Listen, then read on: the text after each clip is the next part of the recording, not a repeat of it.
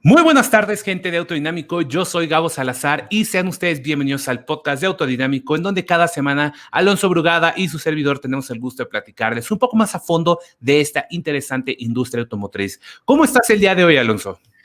Hola Gabo, bien, pues contento de estar una semana más. Esta grabación ha sido bastante interesante, Oh, no sí. hay mucho detrás de este podcast, pero bueno, ustedes no están para saberlo ni nosotros para contarlo, pero tal vez algún día les contaremos la anécdota de este episodio.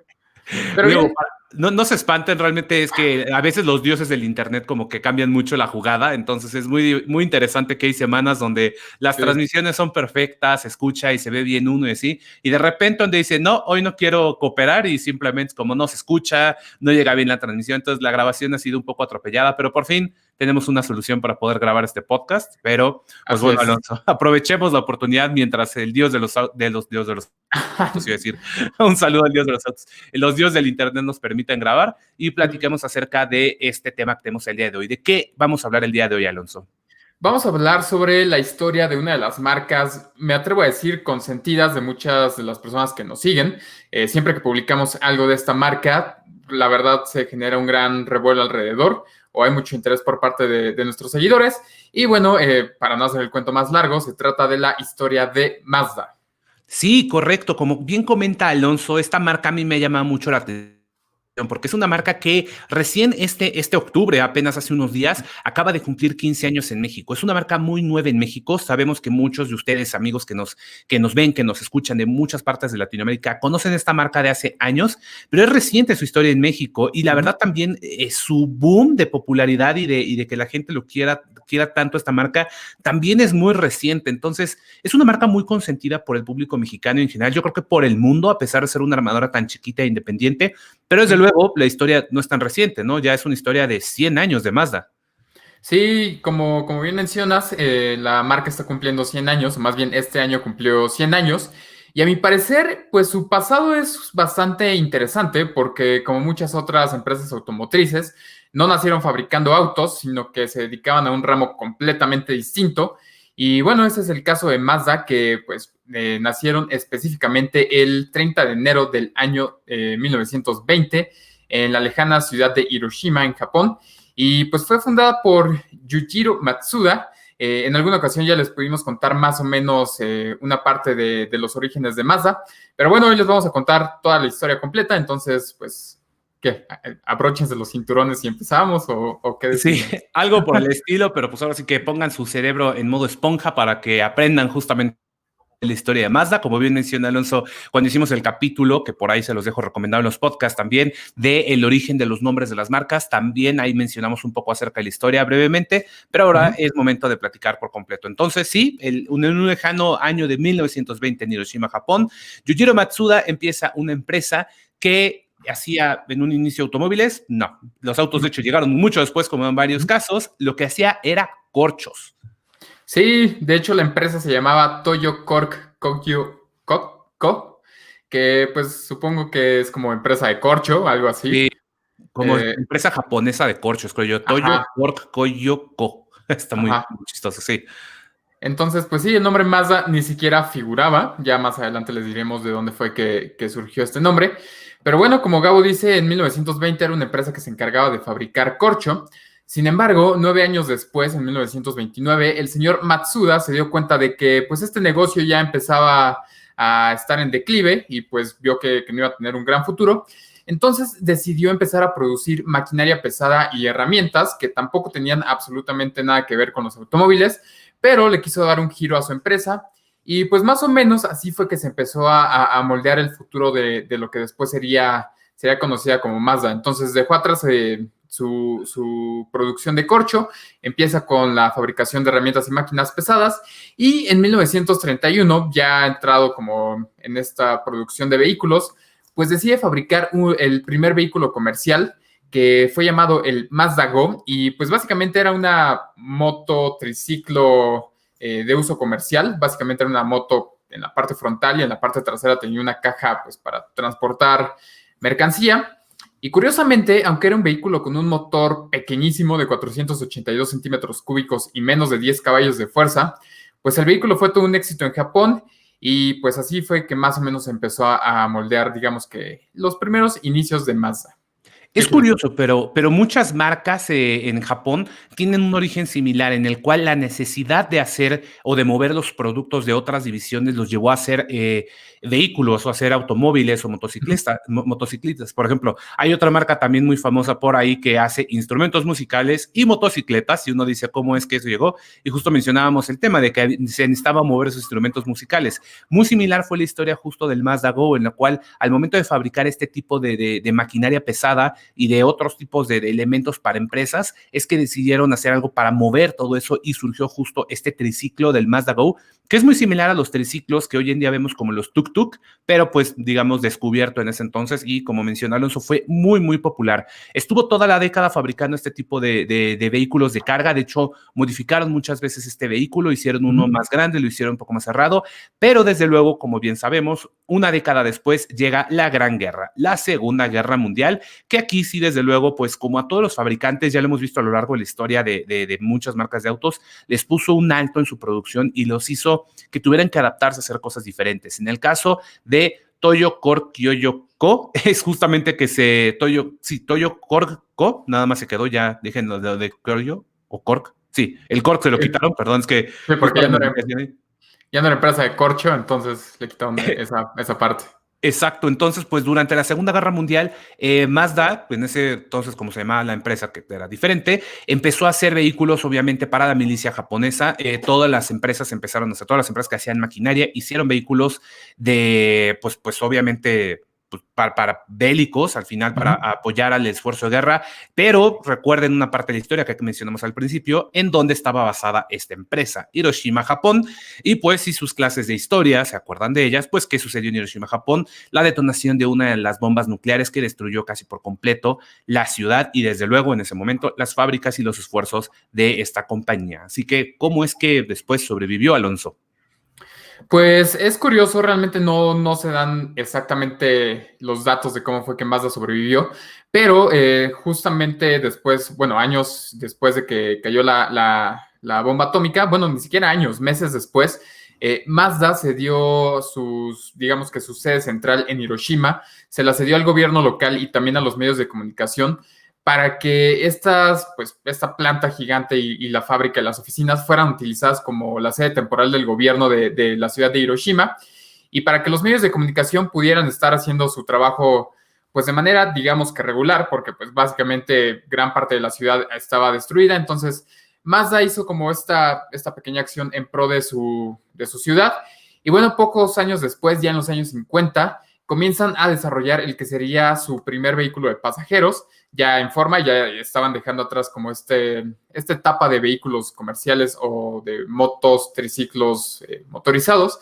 Entonces les digo, en los años 50 comienzan el desarrollo de este vehículo que fue llamado el Mazda 360 Coupé, que se presentó en los años 60. Y pues básicamente este automóvil es sumamente importante para la marca porque pues es su primer vehículo de pasajeros y curiosamente es tan importante que ahora que la marca lanzó su edición de 100 aniversario, la mayoría de los vehículos que forman parte de esta edición están inspirados en este R360. Sí, y curiosamente este vehículo es muy japonés en el sentido de que, de hecho, era un K-Car, uno de estos vehículos que ya habíamos hablado en Japón, de que son vehículos súper chiquitos con motores pequeños para uso urbano y que principalmente maximizan el espacio interior, aunque ofrecen una carrocería realmente muy pequeña. En el caso del R360 Coupé, era un pequeño vehículo que pesaba menos de 400 kilos, sí, era ridículamente ligero y era impulsado por un pequeñísimo motor 356 centímetros cúbicos que generaba apenas 16 caballos de fuerza y 16 libras-pie de torque. Realmente era un vehículo pensado para la ciudad, únicamente tenía una velocidad máxima de 86 kilómetros por hora, que la verdad, qué miedo ir en un coche de 400 kilos y de hecho de pura lámina a esa velocidad, pero realmente ese fue el inicio de Mazda en cuestión de vehículos de pasajeros. Eran vehículos realmente muy pequeños, muy ligeros, muy para japoneses, no era la intención obviamente la exportación a mercados que, pues si lo llevas a Estados Unidos, los estadounidenses se reían y metían uno de esos vehículos en su cajuela de sus los enormes Cadillac y Lincoln de la época, así que pues no tenía sentido. Pero pocos años después empezaron también ya a tomar un poco más de forma con ser vehículos incluso deportivos. Ese fue el caso, por ejemplo, en 1962, donde lanzan el Carol, que era un sedán de 2 o 4 puertas, ya se veía más grande que el R360, no era realmente todavía los grandes coches, que en un momento llegaremos a eso, pero era más práctico, más amplio, era mucho más útil y seguía siendo un auto muy ligero, de media tonelada apenas, y un motorcito que también era de un K-Car, era chiquitito de 358 centímetros cúbicos, pero ya hacía 18 caballotes de fuerza, entonces pues obviamente era un auto un poquito de una categoría superior. Sí, exactamente. Y bueno, como si ya se dieron cuenta, Gabo ya les dijo que estos coches ya llevaban el nombre Mazda. Sin embargo, la empresa todavía se seguía llamando Toyo Corco. Entonces, ustedes se preguntarán de dónde salió el nombre Mazda. Y bueno, ahí les va la respuesta. Porque, si bien recuerdan, el Mazda Go de 1931, pues ya tenía la palabra Mazda en su nombre. Y esto fue porque el señor Matsuda, que murió en 1952, es decir, 10 años antes de que se lanzara el Mazda Carol, quiso que todos sus vehículos llevaran el nombre Mazda, y esto fue por 2 razones.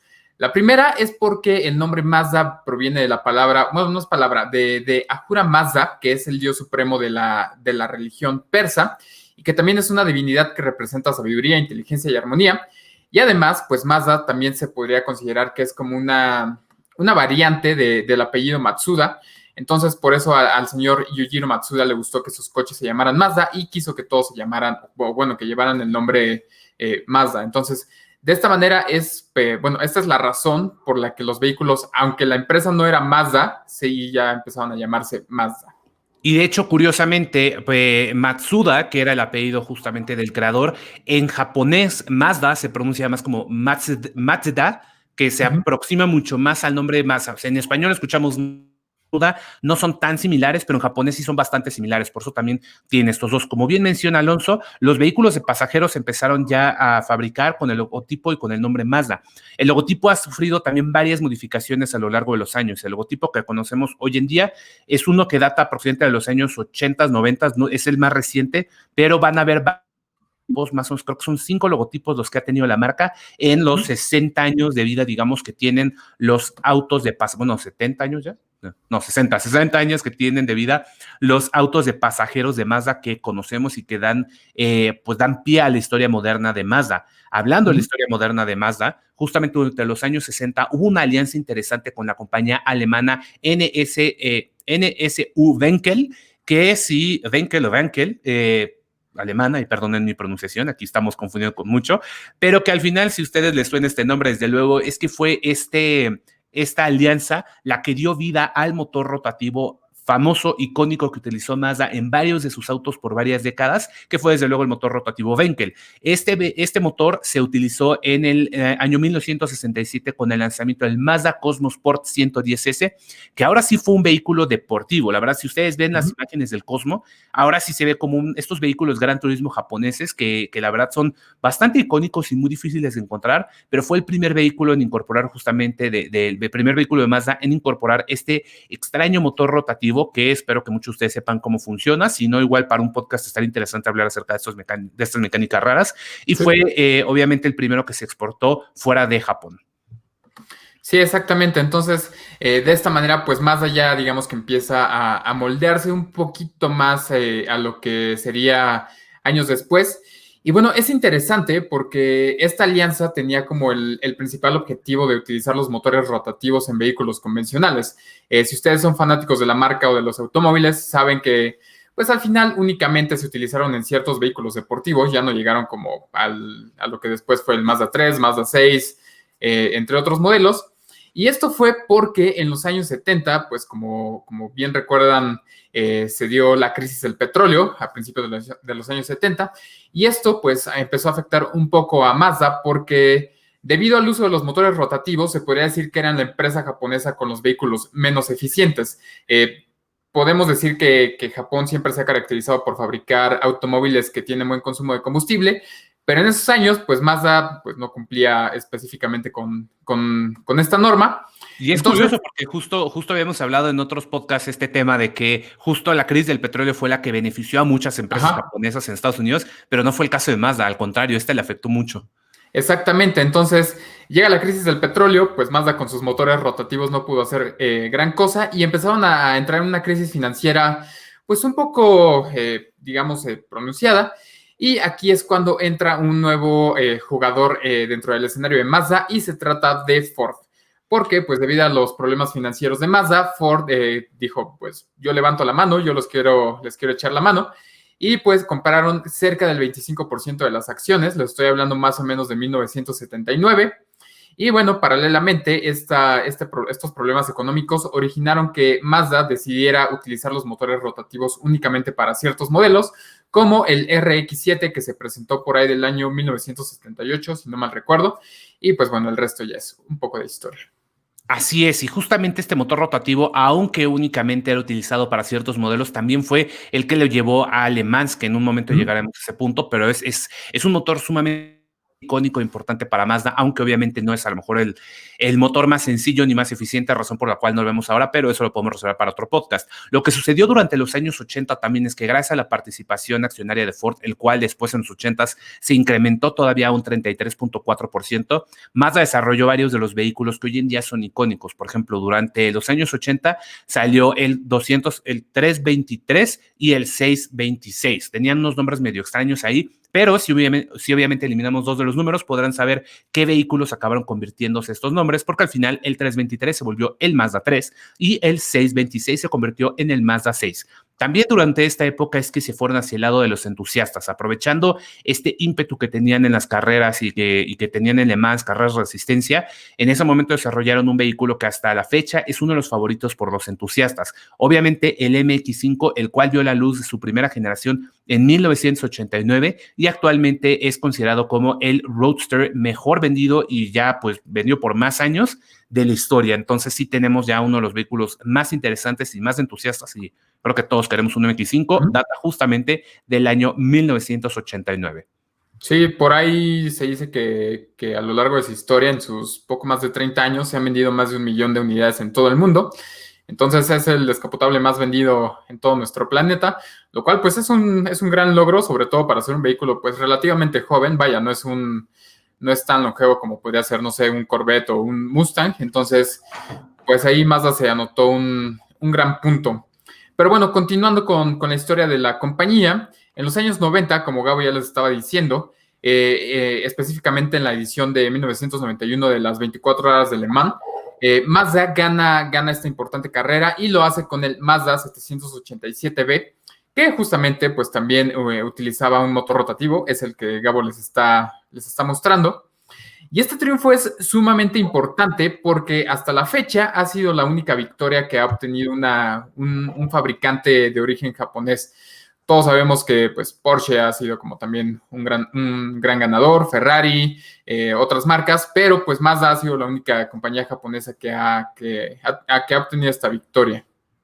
Sí, y ya obviamente durante esa época también es donde se vieron varios productos en cooperación con Ford. Como mencionamos, fue durante esta época en la que aumentó su participación accionaria y salieron varios productos que también compartían plataforma tanto Mazda como Ford. Sin embargo, para empezar el nuevo milenio, empezamos ahí con las primeras generaciones de Mazda 6 y Mazda 3. Y ahí es donde empieza la famosa frase, el eslogan que muchos seguro todavía asocian a Mazda con eso, que es el famoso Zoom Zoom.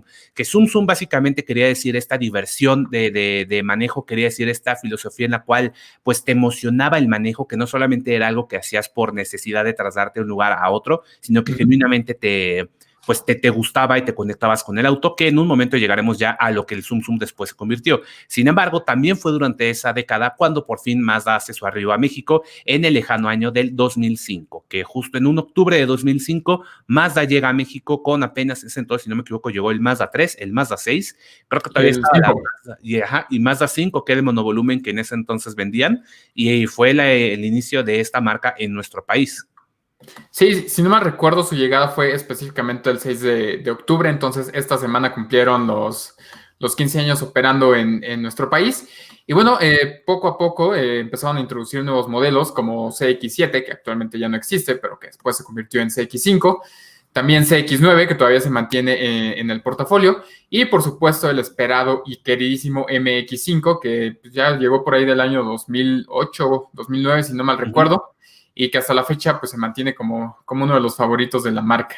Curiosamente, aquí también fue donde empieza una transición muy importante en la historia de Mazda. Por ejemplo, esta participación accionaria de Ford que habíamos mencionado se disolvió en el año 2015. Mazda es una empresa totalmente independiente ahora y es sorprendente lo que ha logrado como eso, como una marca independiente que no es parte de un conglomerado gigante. Toda la idea, por ejemplo, del diseño codo es esta nueva generación de diseño que empezamos a ver justo a finales de la década de antepasada, por ahí del 2009, si no me equivoco, con CX5 que se inauguró la nueva generación de diseño codo y desde luego la filosofía Jinbei-Tai. Esta filosofía Jinbei-Tai es, digamos, el reemplazo del Zoom Zoom, porque mientras el Zoom Zoom la idea justo era la emoción de manejo, la diversión, Jinbei-Tai lleva eso todavía a un punto más adelante en la cual busca la conexión entre, o sea, Jinbei-Tai en japonés es la conexión entre el jinete y el caballo, esta especie de armonía que hay de comunicación para poder cabalgar juntos, busca eso, pero desde luego en el auto, en el cual hombre y máquina se unen para tratar de ser uno mismo. Qué filosófico y qué poético suena, pero pues sí, básicamente esa es la filosofía detrás de Jinbei-Tai. Pero aunque es como un poco, bueno, es bastante profundo, realmente en la práctica creo que sí se lleva muy, muy a cabo porque de otra manera yo no me explico por qué sus clientes sienten tanto amor y apego por la marca y por sus automóviles. Entonces, una vez que te subes un Mazda dices, es un gran auto y se maneja bien, tiene buenos materiales, vaya, es como, lo sientes como un producto muy completo. Entonces, creo que esta filosofía realmente se refleja ya para el consumidor final, que pues te digo, no sé si él se lo sepa explicar por qué tanto amor, pero bueno, ahí está como toda esta pasión que nace de los Mazda. Sí, estoy totalmente de acuerdo y también fue un desarrollo de ingeniería bastante importante a partir de este punto, porque justo con la nueva generación de CX5 en ese entonces, que fue el 2009, también se instauró, como mencionamos, el diseño codo, que venía este nuevo lenguaje de diseño que hoy en día vemos en toda la gama de productos y además también tenemos la incorporación de tecnologías en cuanto a sus motores de combustión interna que llevan, digamos, el tema de eficiencia, potencia y manejo a un nivel más allá. Gracias a mayor compresión de combustible, lo vemos tanto en los motores Skyactiv G, que son los de gasolina, y los Skyactiv X, que también se ofrecen en algunos países en los cuales juntan, digamos, las bondades de un diésel con un gasolina para lograr mejor eficiencia y mejor potencia de un motor de la misma cilindrada. Sí, que esto es curioso porque toda esta idea de los motores Skyactiv surgió gracias al programa Zoom Zoom Sustentable, que para hablar de él nos tenemos que remontar otra vez por ahí de los años 2007, 2008 aproximadamente, tal vez un poco antes, que pues Mazda decidió hacer vehículos un poco más eficientes y pues más amigables con el medio ambiente. Entonces empezaron a desarrollar un programa en el que probaban, tecnología con celdas de combustible de hidrógeno y después fue que esto dio paso a la familia de motores Skyactiv, que pues Gabo ya les contó un poquito. Primero surgieron los Skyactiv G, que son los de gasolina, y recientemente, hace que 2, 3 años, fue que 3 años. Que surgieron los Skyactiv X, que aún no conocemos en México. Tú ya tuviste oportunidad de poder probar uno, pero pues estos son como los pasos que ha dado Mazda en cuestión de sustentabilidad. Por supuesto, también ya tenemos MX-30, que es su vehículo completamente eléctrico, y pues no sabemos exactamente en qué estén trabajando, pero en la actualidad, pero seguramente están pues viendo un poco más hacia el futuro con tecnologías alternativas. Y tomando en cuenta también la historia de Mazda en México, es importante mencionar que en estos 15 años que llevan en nuestro país han vendido más de 500,000 de unidades, más de 500,000 coches. Entonces, para ser una marca pequeña e independiente, es una de las marcas más exitosas en ese rubro y el portafolio de productos hoy en día en México es de 9 modelos. De hecho, hay autos que a lo mejor no se venden en México, que algunos de ustedes en el resto de Latinoamérica tal vez dirán, ese no se vende. Pues no, porque en México tenemos el Mazda 2 hatchback y sedán, tenemos el Mazda 3 hatchback y sedán, Mazda 6, CX3, CX30, CX5, CX7, MX5, no, CX9, ¿no? CX9, perdonen por ahí, y ¿qué? MX5 y MX5 RF. Esos son los 9 modelos que se ofrecen en nuestro país.